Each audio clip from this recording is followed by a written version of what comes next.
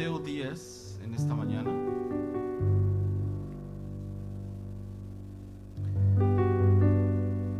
Y mientras usted busca la porción en la escritura, quisiera mencionar, hermano, el día de ayer estuvimos hablando un poco con motivo, hermano, de estas fechas que son eminentemente comerciales, todo lo que fue las celebraciones el día de ayer con motivo del denominado Día del Amor y la Amistad, o el Día de San Valentín, que es prácticamente lo mismo. Nos dimos a la tarea de estar revisando algunas porciones y algunos pasajes, y el tema de ayer fue el amor a los enemigos, porque bueno, amar al que nos ama pues es fácil, pero hablamos de lo que implica la escritura, ya que se habla del amor en estos días. Pues bueno, ¿qué es lo que nos dice el Señor? ¿Qué es el amor a los enemigos? Y al estar haciendo mis notas y al estar revisando todo lo que la escritura habla acerca de los enemigos, encontré verdaderamente muchas porciones, muchos textos que hablan acerca de nuestros enemigos. Y todo ello, hermano, me hizo meditar. ¿Por qué? Porque obviamente vino a la mente por qué tenemos enemigos. Si alguna vez usted se lo ha preguntado, bueno, estamos aquí para preguntarnos muchas cosas. ¿Por qué tenemos enemigos? ¿Por qué hay enemigos? De hecho, ayer decíamos, algunos enemigos son de a gratis, porque no les hemos hecho nada y ya les caemos mal. Vimos el caso de David, no le hizo nada a él a Saúl, pero Saúl quería acabar con él. Y así usted y yo, a lo mejor no hemos hecho nada a nadie, pero les caemos mal.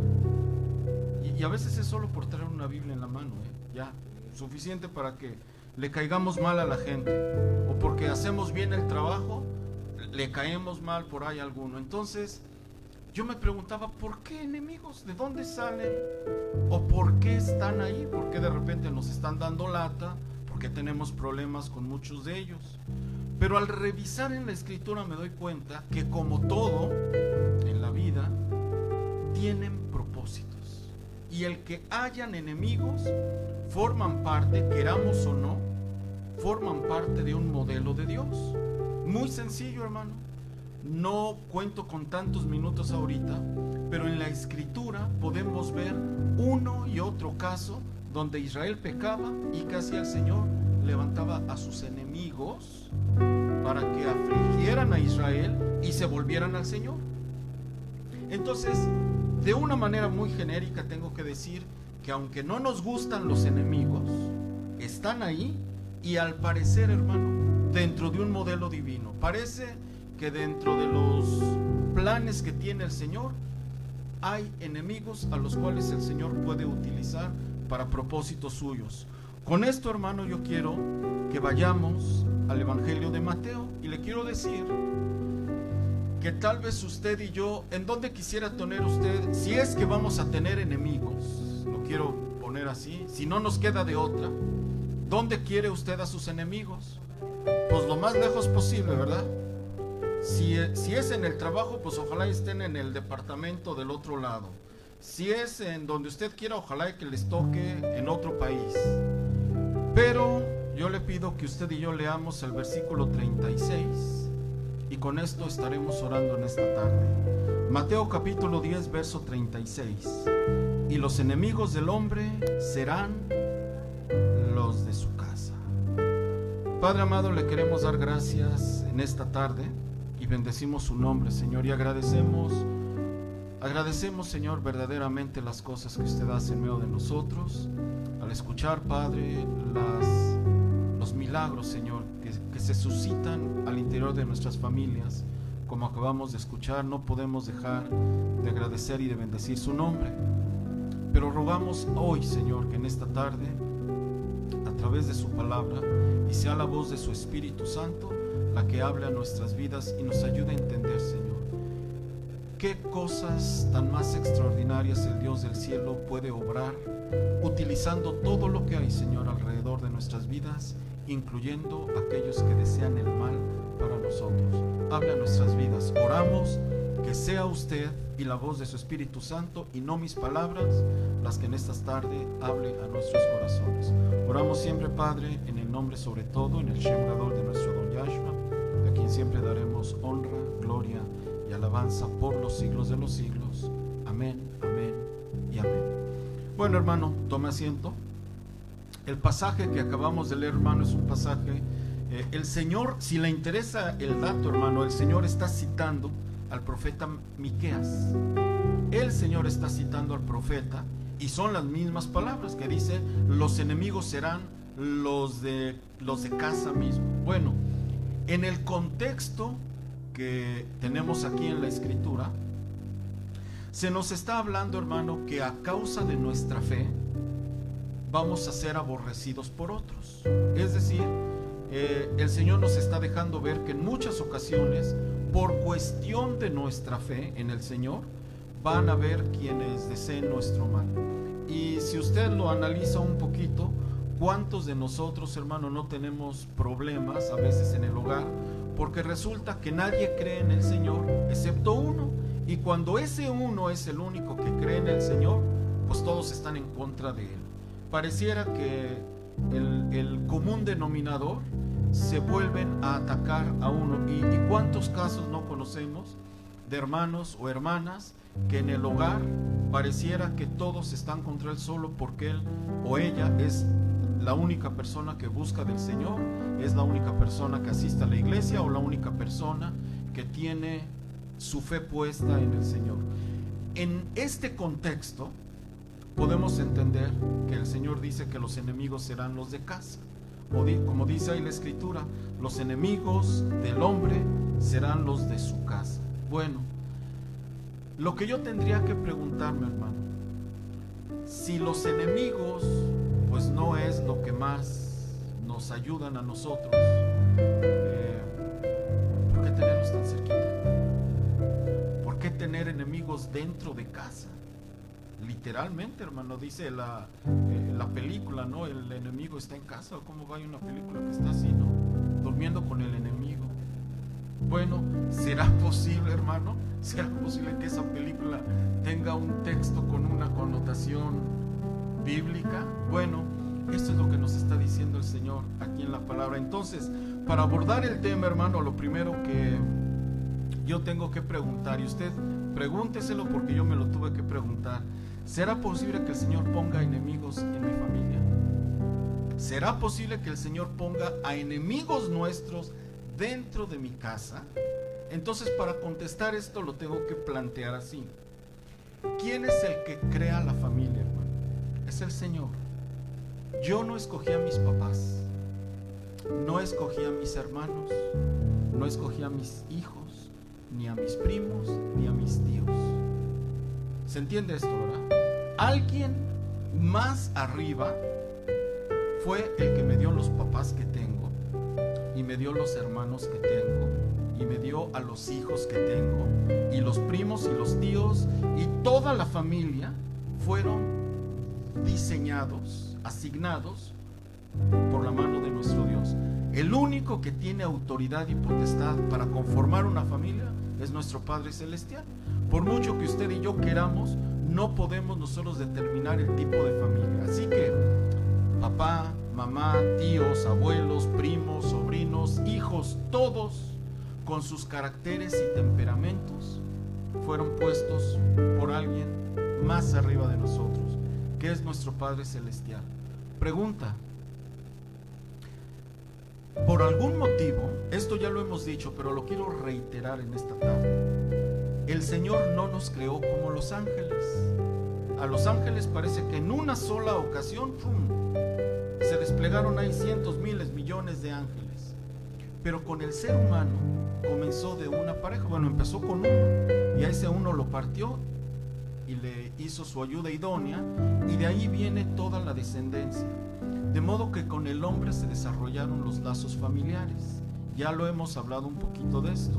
Esos lazos nos unen, usted sabe, hermano, cómo los lazos familiares son tan fuertes que uno puede dar literalmente la vida por un ser querido, por un familiar. Bueno, así le plació a nuestro Padre amado conformar las familias. Ahora yo tendría que preguntarme: ¿sabía nuestro Padre amado que el papá o la mamá o el hijo o el hermano o el cónyuge algún día se iban a voltear contra nosotros por causa de nuestra fe? Claro que lo sabía. Entonces, ¿por qué lo puso ahí el Señor? ¿Por qué no nos rodeó de puros seres queridos que nos quieren? Pues hubiera sido bonito. A ver, el Señor lo sabe todo. Él sabe que algún día yo voy a entregar mi vida al Señor. Y obviamente que me aplaudan todos en la casa, ¿verdad? Que bueno, ya entregó su vida al Señor. Pero resulta que no. Entrego mi vida al Señor y ahora ya tengo problemas con el cónyuge porque él no es creyente. Ahora ya los hijos, porque uno quiere venir a la iglesia y los hijos no quieren. Y se complica todo el escenario. ¿Lo sabía el Señor? Sí. Entonces, ¿por qué nos rodeó de gente que iba a estar en contra? Porque entendemos que detrás de todo ello hay propósitos y hay un modelo divino del cual hoy en esta tarde queremos entender. Porque cuando uno ve un texto como este, dice cómo es que el enemigo está en casa. Bueno, todo para cumplir los propósitos del Señor. Así que, si podemos entender, hermano, que quien conformó mi familia es el Señor. Él fue el que eligió a mis padres, a mis hermanos y a mis hijos. Esto me debe de hacer entender que no hay errores en mi familia. Y si usted puede, tome nota y apúntelo así. Lo primero que debemos de concluir es que no hay ningún error en la familia que yo tengo. Así la conformó el Señor y cada miembro de nuestra familia al Señor le ha dado un rol que cumplir, considerando sus temperamentos y sus caracteres de cada uno.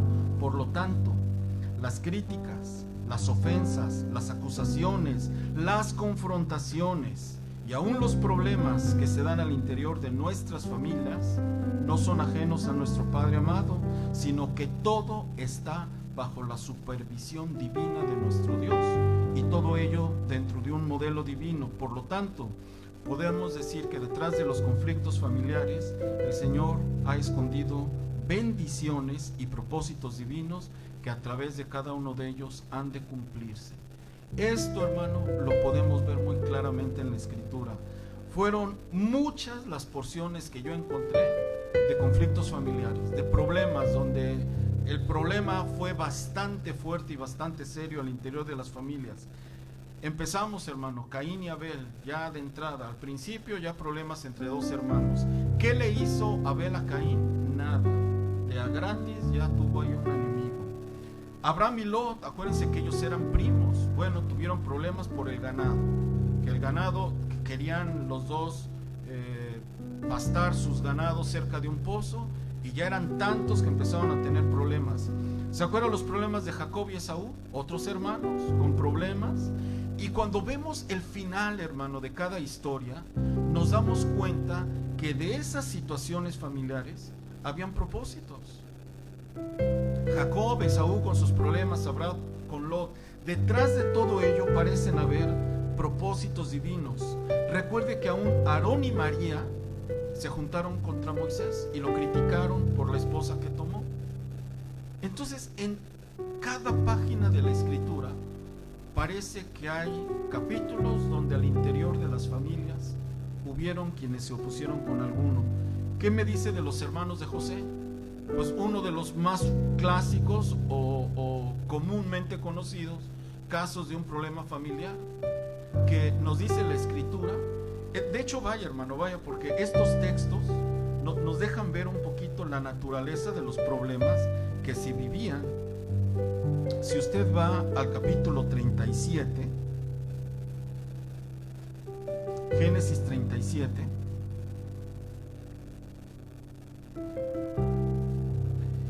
y un solo versículo, hermano, nos puede dejar ver todos los problemas que habían al interior de esta familia. Verso 4: viendo sus hermanos que su padre lo amaba más que a todos sus hermanos, le aborrecían. Y subraye, por favor, no podían hablarle pacíficamente. ¿Qué vida llevaba José ahí, hermano? ¿Se puede usted imaginar estar rodeado de 10 hermanos? Y digo 10 porque Benjamín no formaba parte de esta... Benjamín era el más pequeño y él no estaba incluido en esto. Imagínese tener 10 hermanos mayores que uno y lo aborrecen, y además ninguno le puede hablar en paz. Todo mundo desde que le habla ya le está hablando echándole pleito, confrontándolo, criticándolo, menospreciándolo. Bueno, esto era lo que vivía José. Pregunta, ¿dentro de un plan divino? Sí, porque cuando vemos el final, lo que sucedió, que detrás de las envidias, detrás de los corajes que tenían, detrás de los deseos de muerte hacia José, el Señor tenía un propósito, porque él fue vendido a Egipto. Desde ahí el Señor lo levanta, y cuando llega el tiempo, sus hermanos vienen por el alimento y viene todo el desenlace. Esto me deja ver, hermano, que si esta situación de los hermanos no se hubiera dado igual con José, la historia y los propósitos no hubieran sido los mismos. Entonces, esas riñas y esos problemas y esas cosas, todo forma parte de lo que nosotros vemos en la Escritura, un modelo perfecto. Voy a revisar en esta tarde dos casos que bien nos pueden ayudar a entender este punto que estoy tratando de decir, que a veces el enemigo que está en casa va a ser el parámetro que Dios utilice para cumplir su propósito en nuestras vidas. Primer caso, hermano, está ahí mismo en el libro de Génesis, y si usted quiere ir, hermano, al capítulo 21, estamos hablando de Agar y de Sara.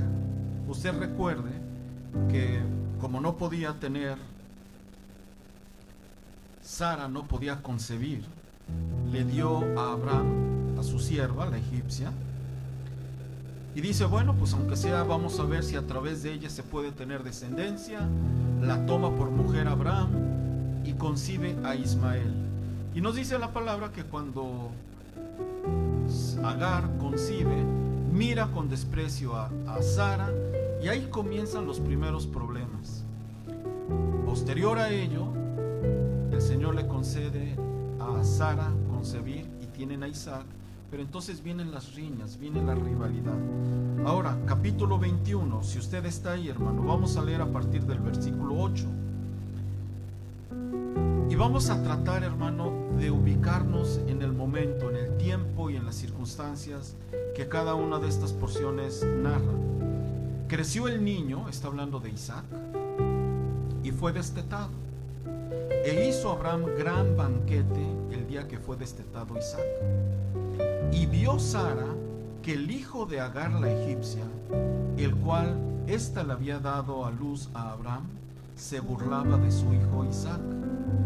Por tanto dijo a Abraham, echa a esta sierva y a su hijo, porque el hijo de esta sierva no ha de heredar con Isaac mi hijo. Este dicho pareció grave en gran manera a Abraham a causa de su hijo. Entonces Dios dijo a Abraham, no te parezca grave a causa del muchacho y de tu sierva. En todo lo que te dijere Sara, oye su voz, porque en Isaac te será llamada descendencia. Bueno, son 4 versículos que nos encierran un problema familiar muy serio. Lo voy a poner así. ¿Se puede usted imaginar a Abraham llegando cada noche y recibir la queja de Sara? Esto es muy común. Llega usted y ¿con qué le recibe? ¿Qué recibía Sara a Abraham? ¿Qué crees? Vino aquí el hijo de la egipcia y se estuvo burlando de Isaac. Y Agar no le dice nada, porque acuérdense que uno comienza a narrar la problemática de modo que enganchemos rápido a la otra persona para que reaccione. Y no le dijo nada. Y llegó y el otro le quitó los juguetes, el que tú le compraste aquí a Isaac, y el otro viene y se lo quita, o le estás, porque dice que se burlaba. No, le está haciendo burla por lo que usted quiera. Entonces, esta no es una situación de un día, no es una situación de una semana. Este problema me deja ver que es una cuestión que se viene dando de manera paulatina dentro del hogar, y es una y otra y otra y otra y otra ocasión. Agar menospreciaba a Sara. Ismael se burlaba de Isaac. ¿Y cuál es la propuesta de Sara? Toma a la sierva y a su hijo y échalos de la casa. Y el Señor se le aparece a Abraham Y cuando yo veo la respuesta que da el Señor, llego a la conclusión que yo le dije. Detrás de la problemática había un propósito de Dios. ¿Por qué le digo eso? Porque ¿a quién se le aparece el Señor? ¿A Abraham o a Sara? A Abraham. ¿Por qué no se le apareció a Sara? Y le dijo: Sara, ya no estés peleando. ¿No hubiera sido mejor el mensaje? Vamos a poner paz al problema. ¿Por qué no se le apareció mejor a Sara? O a ver, ¿por qué no se le apareció a Agar? O a Ismael. Ya, deja de burlarte. O a Agar. Se le debió haber... ¿Se acuerdan que ya una ocasión le había dicho el ángel: ponte sumisa?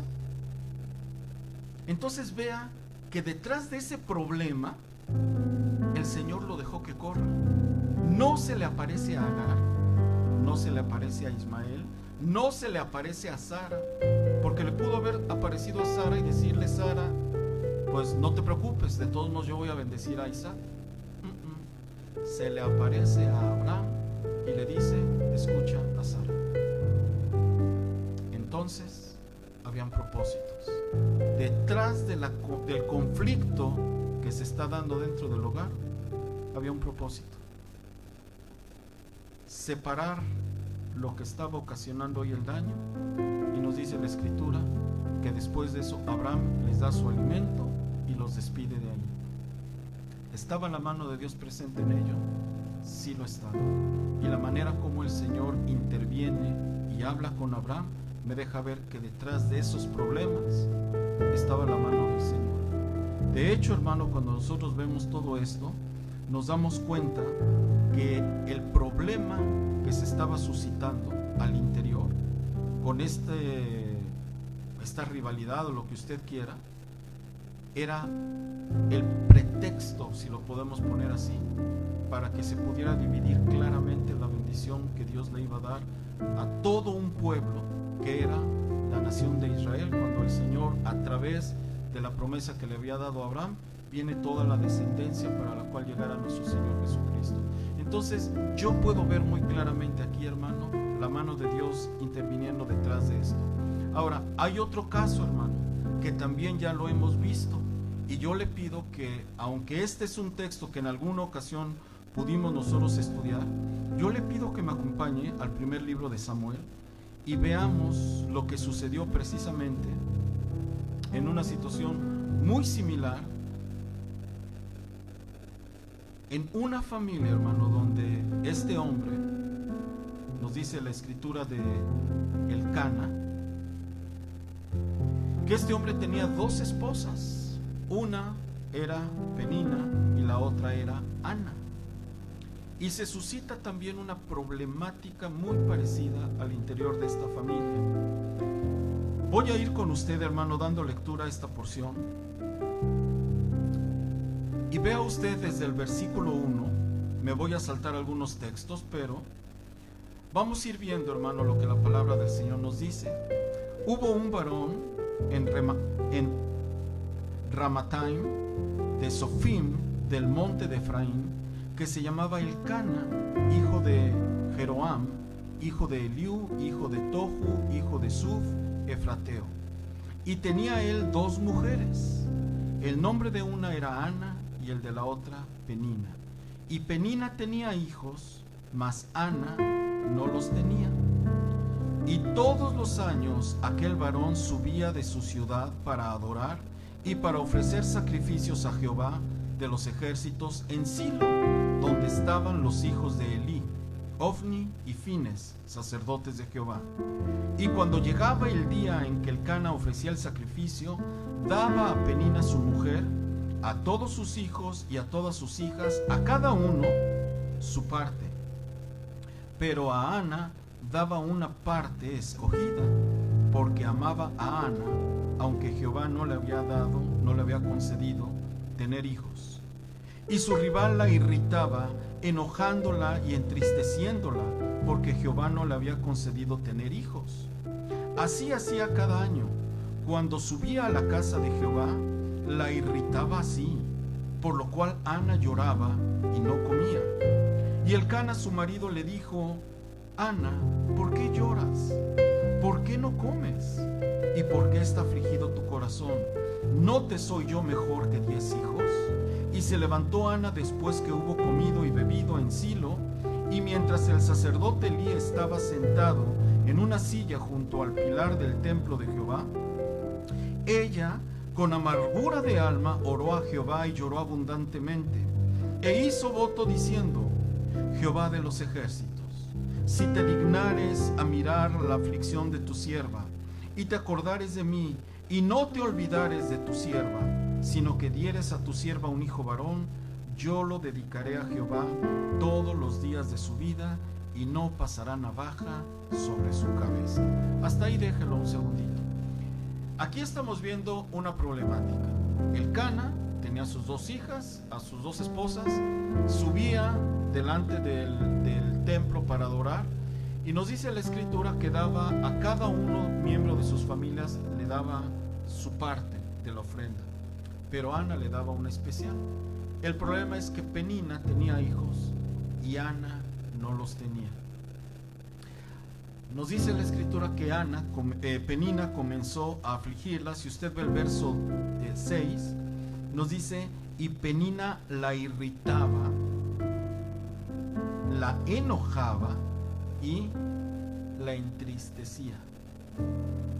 Qué vida, ¿no? Qué vida para una mujer.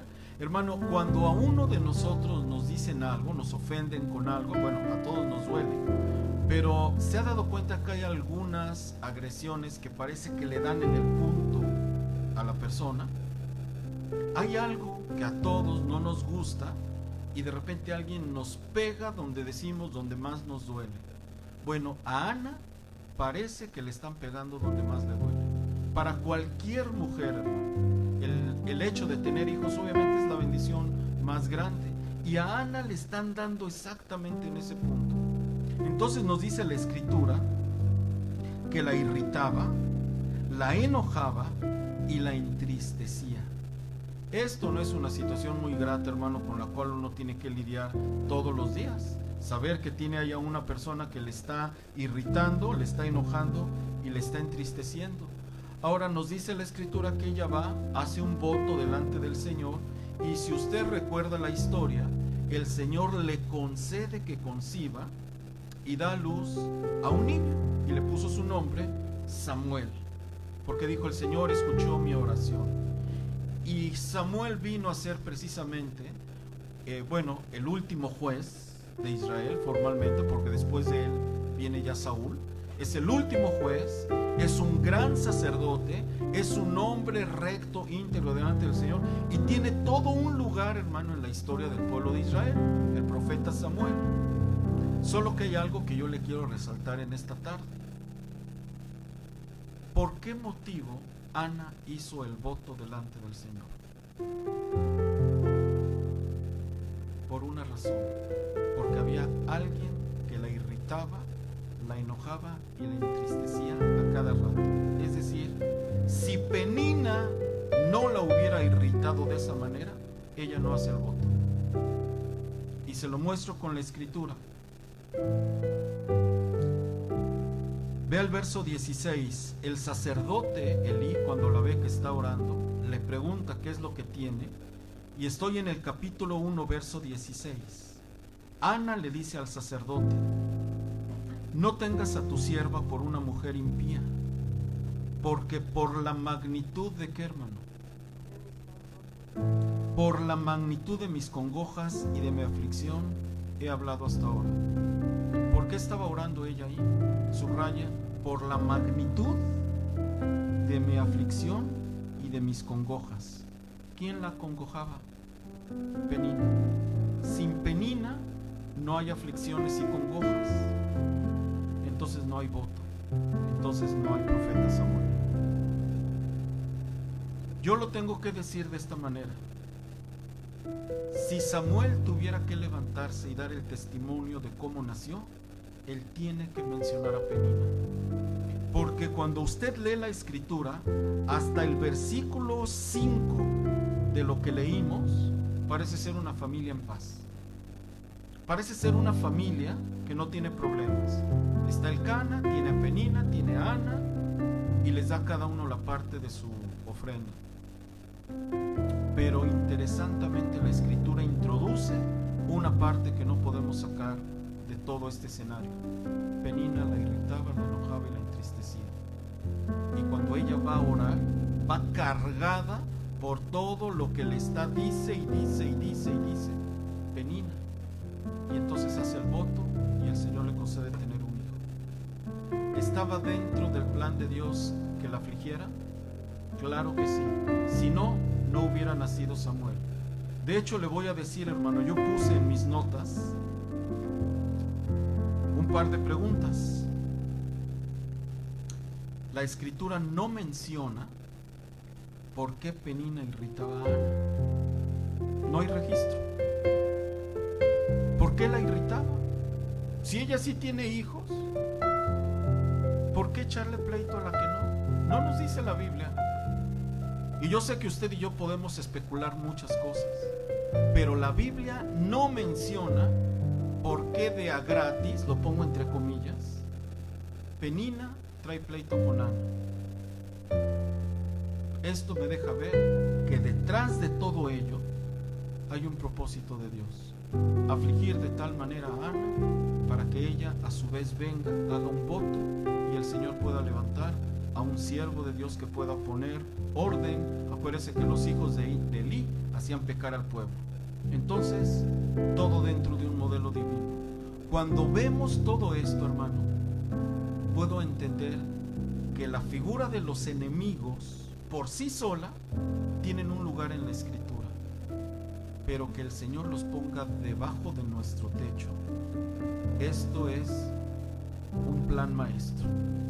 Es algo que nos deja ver que el Señor está obrando de formas y maneras que nosotros no entendemos, pero detrás de esos problemas que tenemos al interior de nuestro hogar, sépalo, hermano, no hay errores. El Señor tiene propósitos y sus propósitos han de cumplirse. Yo quisiera, hermano, antes de terminar, revisar una porción en la Escritura que nos debe de ayudar a comprender un poco mejor el por qué tener un enemigo en casa. Y cuando digo en casa, no necesariamente bajo el techo. En casa puede ser en la familia. Si usted va conmigo al Evangelio de Mateo y busque el capítulo 13, el Señor narra aquí un par de parábolas en el capítulo 13. Cada una de ellas tiene su propia explicación. La primera parábola, hermano, es la parábola del sembrador en el verso 1. Y después en el verso 24, el Señor narra otra parábola. Es la parábola del trigo y de la cizaña. Ambas parábolas hemos tenido la oportunidad de revisarlas, de estudiarlas. Pero lo que quiero resaltar hoy, en esta tarde, con relación a nuestro tema, es un punto en particular. Comienzo en el verso 24. Les refirió Jesús otra parábola diciendo: el reino de los cielos es semejante a un hombre que sembró buena semilla en su campo. Pero mientras dormían los hombres, vino su enemigo y sembró cizaña entre el trigo y se fue.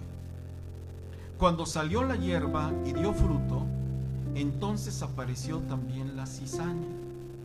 Vinieron entonces los siervos del padre de familia y le dijeron: Señor, ¿no sembraste buena semilla en tu campo? ¿De dónde pues tienes cizaña? Él les dijo: un enemigo ha hecho esto. Y los siervos le dijeron: ¿quieres pues que vayamos y la arranquemos? Él les dijo: no, no sea que al arrancar la cizaña arranquéis también con ella el trigo. Ahora vea lo que dice el verso 30. Dejad crecer juntamente lo uno y lo otro hasta la siega. Y al tiempo de la siega, yo diré a los segadores: recoged primero la cizaña y atadla en manojos para quemarla, pero recoged el trigo en mi granero. ¿Le dice algo esto en esta tarde? Sería muy bueno que el Señor quitara al enemigo de la casa, ¿verdad? Sería bonito. Señor, mira mis enemigos. Y el Señor viene y nos lo quita. Y nos deja a puros que nos quieren, ¿verdad? A los que nos aman y los que nos procuran y todo. modelo de Dios, dijo: dejen que crezcan juntos trigo y cizaña. ¿Juntos? Señor, sí, juntos. Algo, el Dios del cielo tiene motivos para dejar que cizaña y trigo vayan juntos, y al final se hará la separación. Por lo pronto nos toca convivir con quien me critica, quien me juzga, porque es muy curioso, hermano, pero verdad que cuando uno es el único que es cristiano en el hogar, ¿a poco no nada más nos están señalando? A ver, ¿ya te enojaste? ¿No que eres cristiano? No, y luego, porque son muy chistosos, lo acusan con el pastor, como si ellos no tuvieran la viga en el ojo. Tienen las dos bigotas en los ojos y todavía tienen la desfachatez de venir y decirle: no, pastor, aquí mire, anda de enojona. Digo, bueno, pero así es. ¿Y por qué el Señor no lo cambia para que las cosas sean mejor? Dejad que crezcan juntamente. Yo le voy a hacer una pregunta y con esto nos vamos hacia el final. En el libro del profeta Jeremías, el Señor le da una instrucción y le dice: ve a casa del alfarero y ahí te voy a hablar. Y llegó Jeremías y estaba el alfarero haciendo su obra y se le echó a perder y agarró otra vez el barro y le volvió a dar forma. Entonces vino palabra de Dios al profeta y le dijo: así como ese barro en manos del alfarero, así es la casa de Israel conmigo. Y uno dice: ay, qué bonito el ejemplo, ¿verdad? Y hasta lo cantamos. No sé si le tocó a usted cantar el de yo quiero ser, Señor amado, como barro en manos del alfarero. Está bonito. Ahora, ¿cómo cree que el Señor nos va a dar forma? ¿Usted se duerme y al otro día amaneció cambiado? No. O usted, porque a veces venimos: ay, hermano, yo soy bien enojón, ore por mí. ¿Qué cree que yo voy a orar por alguien? Ah, ya, ahora soy bien amable. ¿De veras? Le voy a dar otra opción. Le voy a poner ahí a un hijo difícil o a un cónyuge peleonero. Eso sí nos va a dar forma. Eso sí nos va a ayudar a cambiar. Y entonces sí es muy bonito decir: toma mi vida y hazla de nuevo. Pues ya lo estoy haciendo, pero no me gusta. ¿Cuál es el resultado de tener unos hermanos como José? Que Dios me lleva a un nivel mucho más alto. ¿Cuál es el resultado de tener los problemas como los que tuvo Ana? El que a través de ello el Señor cumpla sus propósitos. ¿Por qué tengo un esposo así? ¿Por qué mis hijos son asados? ¿Por qué los hermanos de esta manera? ¿Por qué el tío, el primo? ¿Por qué nos rodeó el Señor de familia a veces tan difícil? Porque tú eres barro en mis manos y el Señor se va a valer de todo ello. Termino con una cita: Proverbios 27:17. Vaya con ello, hermano, a la escritura. Libro de Proverbios,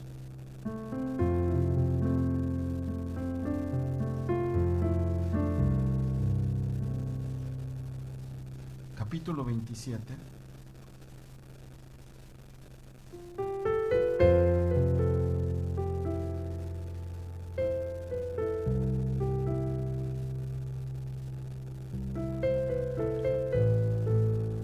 Y vea lo que dice el versículo 17. Hierro con hierro se aguza, así el hombre aguza el rostro de su amigo. ¿Qué es aguzar? Afilar. Entonces el hierro con el hierro se pueden afilar, pulir. Si usted agarra hierro, ¿con qué le gusta, hermano? Con madera. El hierro se lleva a la madera. Entonces tiene que agarrar el mismo material. Ahora déjemelo parafrasear. Hernández con Hernández. Para que el Hernández cambie, tiene que agarrar a otro Hernández, porque si agarra al Pérez no da lo mismo. Y yo sé lo que algunas hermanas están pensando: ah, no, pero yo soy Rodríguez. Sí, pero cuando se casó se puso el apellido del esposo. Así que le va a agarrar a uno del mismo, y así el Señor nos va a dar forma. Hierro con hierro se aguza. En su sabiduría divina, el Señor va a utilizar algo con mi mismo ADN para que entonces sí será: Señor, yo quiero ser como un barro en manos del alfarero. Y me va a ir dando molda, me va a ir moldeando a través de los problemas con el cónyuge, con los papás. Le digo algo, hermano. ¿Cuál es el primer mandamiento con promesa? Mire, hermano, yo siempre he dicho esto, quiero, y lo voy a hacer, quiero encontrar cuál es el segundo mandamiento con promesa, porque siempre decimos el primero, pero hay otros mandamientos con promesa. Bueno, un día vamos a hablar de los mandamientos con promesa. La pregunta es, ¿por qué tiene esa promesa tan hermosa? Honra a tu padre y a tu madre, ¿para qué? Para que seas de largos días. ¿Por qué dar una promesa de ese tipo? Dicen los sabios de Israel, porque este es un mandamiento que dura toda la vida. Y además no siempre papá y mamá son fáciles. Entonces honrarlos, el Señor le tuvo que poner una promesa. Hónralos. Eso no se acaba cuando me caso. La honra va toda la vida. Entonces, ¿se equivocó el Señor en darme un papá enojón? No. ¿Se equivocó el Señor en darme hermanos peleoneros? No. ¿Se equivocó el Señor en darme hijos difíciles, rebeldes? No. Utilizará hierro con hierro para usarnos, darnos forma y llevarnos a la estatura de la imagen del varón perfecto que es Cristo Jesús. Entonces, cuando el Señor dijo: y los enemigos del hombre serán los de su casa, démosle gracias al Señor, porque detrás de todo ello el Señor cumplirá sus propósitos. El hombre que tiene fe entenderá esto. El que no, vivirá peleando con la humanidad, porque quisiéramos que todo el mundo nos quiera, nos aplauda y nos abrace. Pero el Señor en su sabiduría se valdrá de lo que tenga para moldear en mí al varón perfecto. Y esto es lo que hoy en esta tarde queremos entender. Cierre sus ojos.